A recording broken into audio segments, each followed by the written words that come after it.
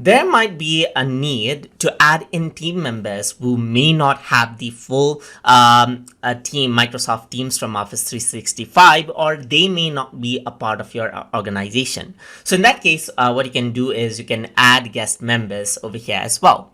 So to do that, over here, you can see that I'm already in a team right here. So to add in guest members, you can go around and click on the three dot icon right here. So once you do that, you can simply go around and then click on add member right here. And over here, all you need to do is start typing their email addresses. So I'm just going to go around and type in, let's say, for example, tutortube@outlook.com.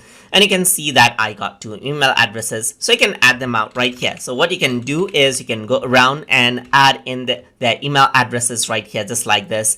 And then you can add them out as guests, as you can see. So in my case, I've already typed in their details beforehand as well. So there's not much of a need to add in more stuff, but it'll actually confirm you if you want to add them as guests if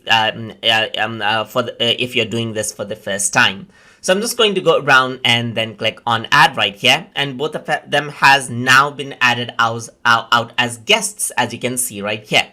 So once that is done, they are the part of this team right here. So under the settings right here on the manage teams, you can see that TutorTube and TutorTube 2 right here, they have been added as guests, and now they will be able to access out the teams as other members as well.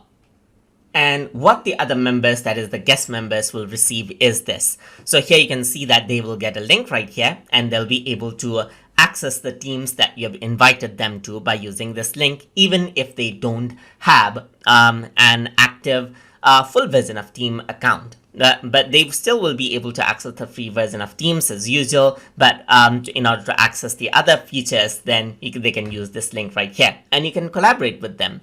And that is how you can add in guest members to Teams, that is inside of Microsoft Teams. So I hope you guys learned something as always. And as always, please like, comment, share, and subscribe.